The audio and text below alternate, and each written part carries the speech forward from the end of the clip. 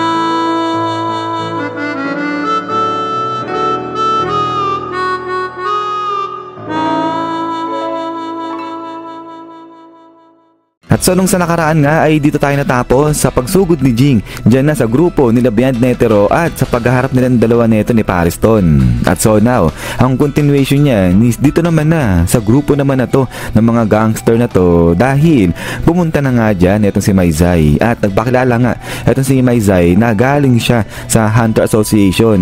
So dito hinahanap ni Maizai si Kurapika. Nasaan daw ba si Kurapika? Sabi niya ganyan, nandiyan ba siya? So ito sagot, itong si parang receptionist na nga na to, at sabi niya nga dyan na wala si Kurapika dito at bumalik na lang eto si Maizai.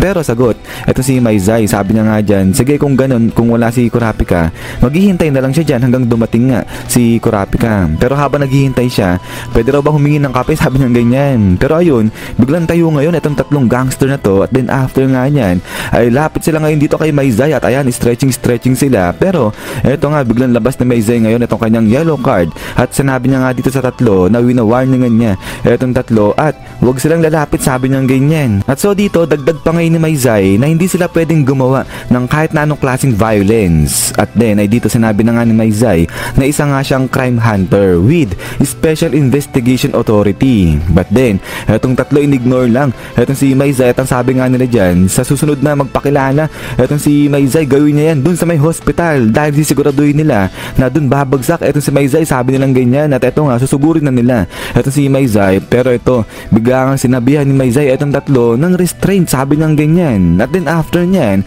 ay dito biglang hindi na nakagalaw etong tatlo na to. So dito nagulat lahat etong mga gangster na to, pati na rin etong parang receptionist na nga na to. At then after nga dyan ay labas na nga ngayon dito etong kapangyarihan o itong ability ni Maizai na kung tawagin nga ay closed courtroom cross game. At so dito tanong etong tatlong gangster, sabi nga nila dyan, ano yung ginawa sa kanila ni Maizai, bakit di sila makagalaw?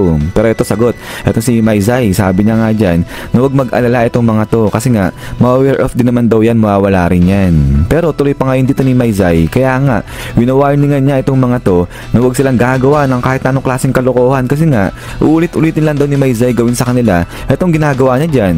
Pero ito nga biglang tayo na dyan itong receptionist na nga na to at ang sabi niya nga dyan, sige naiintindihan niya na si boss nila si Kurapika nando dun sa may underground, pero bad mood nga raw dyan itong si Kurapika kasi nga meron silang problema na kinakaharap. Kaya kung pwede, huwag na siyang i-provoke pa masyado nito ni Maizai, sabi nga ito ng receptionist. Pero ito nga, biglang tanong ni Maizai itong receptionist, sabi niya nga dyan, teka lang, hunter ka rin kasama sa Hunter Association itong receptionist. So ito raw ba yung pinaka main job niya, sabi niya ganyan ni Maizai. So sagot, itong receptionist at ang sabi niya nga dyan na huwag mag-isip ng kung ano itong si Maizai kasi 100% ng income nila nang gagaling sa pagbabodyguard nila at saka sa gambling. At itong dalawang trabaho nila na to, legal yan dyan sa bansa nila. At saka isa pa, nagbabayad nga rin daw sila ng tax. So kaya wala nang dapat pang alalahanin itong si Maizay. But then ay habang nag-uusap nga itong dalawa ay biglang dating na nga dyan itong si Kurapika. At ang sabi niya nga dyan, teka lang,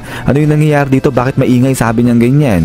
At then ay dito nga tanong na ni Kurapika itong si Maizay, sabi niya nga dyan, sino ka? Anong kailangan mo sa akin? Sabi niya ganyan. At so dito tayo ngayon si Maizay. At ang sabi niya nga dyan na siya si Maizay at nanggaling siya sa Hunter Association. At marami na nga siyang narinig patungkol dito kay Kurapika na nanggaling naman kay Leorio. So kasi nga diba si Leorio yung nag-refer dito kay Kurapika para nga dyan sa mga Zodiacs. At so ito, tanong ni Maizay ngayon si Kurapika kung pwede ay sumama etong si Kurapika sa kanila papunta dun sa may Dark Continent. Pero ito sagot si Kurapika, sabi niya nga dyan, ayaw ko, yan lang ba yung pinunta mo dito? Busy ako, sabi niyang ganyan. Sungit na ito ni Kurapika. Pero dito nga ay sagot ulit etong si Maizay at ang sabi niya nga dyan, pero di ba hinahanap mo yung mga pulang mata? But then ay dito nga biglang namula na itong mga mata ni Kurapika, bigla siya nagalit. At ang sabi niya ngayon dito kay Maizay na simula ngayon mag-iingat na itong si Maizay sa mga bawat salitang sasabihin niya. At ito tuloy pa ngayon ni Kurapika na hindi yan isang topic na kung saan bigla na nangihimasok yung mga outsider na katulad nito ni Maizay. At ito tanong ni Kurapika, o ano ngayon kung hinahanap niya yung mga pulang mata? At din ay dito sagot na nga etong si Maizay at ang sabi niya nga dyan na meron nga raw isang underground website na kung saan doon nagagather o nagsasama-sama yung mga collectors na may special hobbies. At half a year ago ay meron nga raw kung sino yung nag-upload doon sa website na yon ng napakaraming pulang mata. So alam daw ba ni Kurapika? At so ito sagot si Kurapika, sabi niya nga dyan, syempre alam niya yon. So ano naman yung patungkol doon, sabi ngayon ni Kurapika. At ito sa isip-isip ng receptionist, oo nga pala, alam nga ni Kurapika yung bagay nga, yung patungkol nga sa bagay na yon. At hinahanap nga ni Kurapika kung sino yung nag-upload nga nung sa mga napakaraming pulang mata na yon. Kasi hanggang ngayon hindi pa rin makita ni Kurapika yung uploader na yon. But then ay dito nga sagot na itong si Maizay, sabi nga niya dyan, alam nila, nakita nila kung sino yung nag-upload ng mga napakaraming pulang mata na yon. At so kaya dito nagulat tuloy si Kurapika. Pero ito nga tuloy sa pagsasalita ito si Maizay at ang sabi niya nga dyan na aksidente lang nilang nakita yung info nga patungkol dun sa nag-upload ng napakaraming pulang mata na yon. Dahil nga nagba-background check sila sa mga VIP na pupunta dun sa may Dark Continent. At syempre nakita nila yun kasi nga may way sila kung paano nga hanapin o paano i-research yun. Pero kung hanapin mo yan virtually ay malabo nga raw yan, sabi nga ni Maizay. At so now ay yan lang daw yung masasabi ni Maizay dito kay Kurapika na isang outsider. So kaya nga mag-iingat na nga raw itong si Kurapika ngayon sa mga bawat salitang sasabihin niya dito kay Maizay. So nabaligtad na ang lupit nito ni Maizay. But then ay pagkatapos nga niyan ay eto nga tuloy pa ngayon ni Maizay, kung magiging miyembro itong si Kurapika ng 12 Zodiacs ay mag-i-stay sila dun sa barko na papunta nga sa may Dark Continent sa loob ng 2 buwan. So okay lang daw ba yan kay Kurapika? So ito sagot si Kurapika at ang sabi niya nga dyan, so ang ibig sabihin ba nito, sinasabi ni Maizay na yung lalaki na nag-upload o yung uploader nung napakaraming pulang mata ay kasama dun sa barko na papunta sa may Dark Continent? So ito tahimik-tahimik lang itong si Maizay. Pero ito nga sa loob-loob ngayon ni Kurapika, sa wakas meron na siyang lead kung nasaan na nga yung mga iba pang pulang mata. At ngayon yung priority niya nga ay hanapin, gather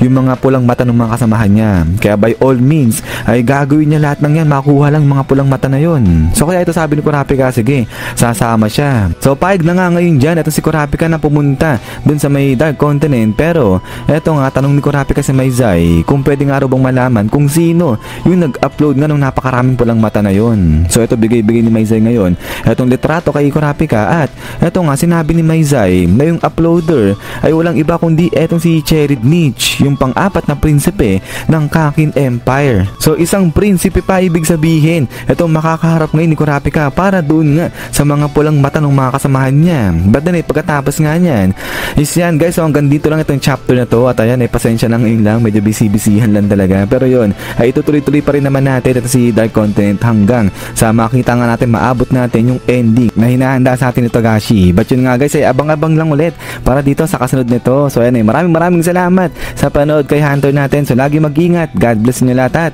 kita-kits tayo ulit.